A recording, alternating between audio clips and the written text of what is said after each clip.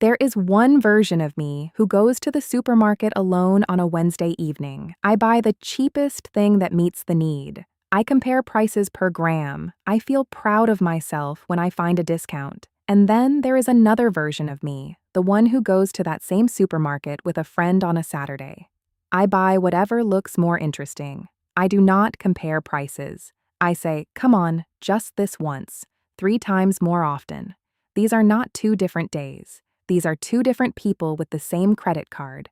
And for a long time, I did not notice it until one day I compared 2 receipts from the same week, one after shopping alone and one after shopping with a friend.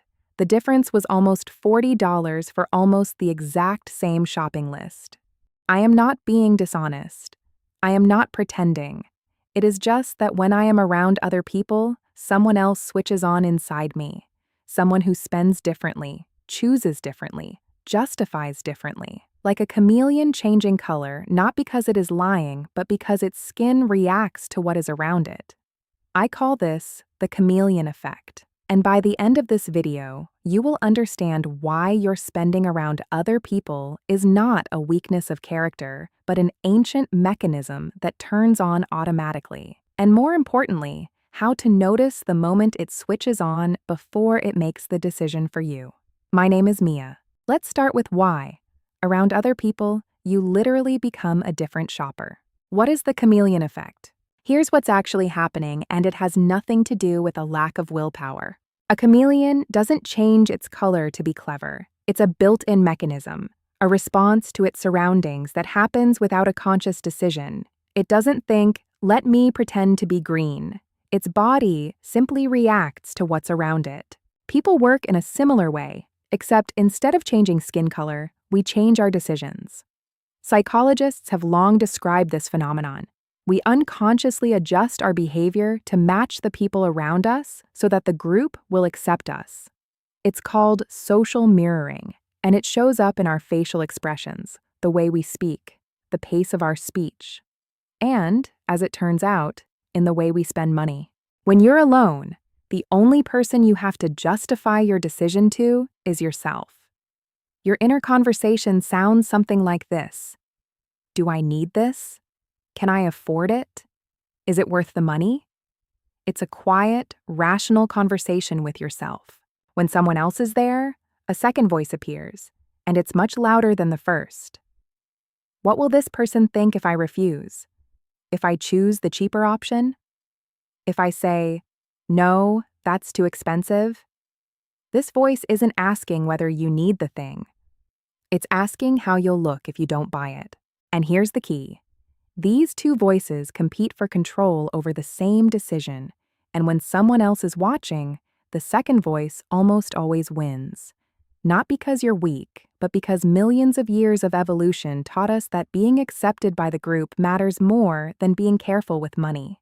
A person rejected by the tribe might not survive. A person who overpaid for dinner would survive just fine. The brain still reacts to the first scenario as though your life depends on it. Where the chameleon shows up most often. Let me show you where this effect appears most strongly, because once you recognize the pattern, you'll start noticing it in yourself everywhere. First, restaurants with people you want to impress. Not close friends, but new acquaintances, coworkers, or someone you're on a first date with. Research on restaurant spending consistently shows the same thing. People choose more expensive dishes when they eat with people they barely know than when they eat with those they have nothing to prove to. Your chameleon is loudest in this moment because the pressure to be accepted feels highest around people you don't know very well. Second, shopping with a group where someone else has already spent money first. It works almost mechanically. One friend buys something expensive in the fitting room, and suddenly your internal threshold for "that's too expensive" quietly shifts downward. Not because the item became cheaper, but because there is now someone next to you who makes your own purchase look less extravagant. The chameleon has adjusted to the color of the person beside it. Third, situations where saying no feels like making a social statement. Someone suggests splitting the bill evenly, even though you ordered a salad while everyone else ordered steaks. If you were alone, you would simply pay for your salad and leave. But in a group, Refusing to split the bill evenly can feel like publicly announcing, "I count every penny." So most people quietly pay the difference for everyone else, rather than say it out loud. Fourth, and this is the quietest one, purchases that become stories you'll tell later. The thing itself isn't what matters. What matters is what you'll be able to say about it afterward. "I went to that concert too. I tried that place too." Here, the chameleon isn't matching the color of the person beside you. It's matching the color of a future conversation that hasn't even happened yet. Why you don't notice it happening? Here's what makes the chameleon effect so difficult to notice. It doesn't feel like pressure. It feels like your own desire. When you choose an expensive dish while eating with other people, you genuinely feel in that moment that it's exactly what you want. You don't think, "I'm doing this to impress them." You think, "It really does look more delicious." The chameleon leaves no trace of manipulation behind. The decision feels 100% like your own because the mechanism is working from the inside, not the outside. That's why most people immediately deny it when they're told you spend more around other people because of social pressure. Not because they're lying, but because they genuinely don't feel it happening. The chameleon changes color without asking permission from the part of the brain that later explains the decision. And here's what happens when you compare the receipts the way I did. You see a difference in the numbers that can't be explained by hunger, the quality of the food, or any genuine need. The only variable that changed was who was sitting beside you. And when that difference is repeated every week, every month, over years, it turns into a quiet money leak, one you would never have called a leak because, in every individual moment, it felt like a completely free choice. The number that makes it real. Let's reduce all of this to one number because this is where it stops being just an interesting observation. Take the difference I found between my two receipts. About $40 more from one shopping trip with a friend compared with going alone. Let's assume this doesn't happen every week, but only once every 2 weeks, which is realistic for an average social life. That's $80 a month, less than $1,000 a year. That doesn't sound catastrophic, does it? That's the quiet cruelty of this effect. Each individual decision feels too small to worry about.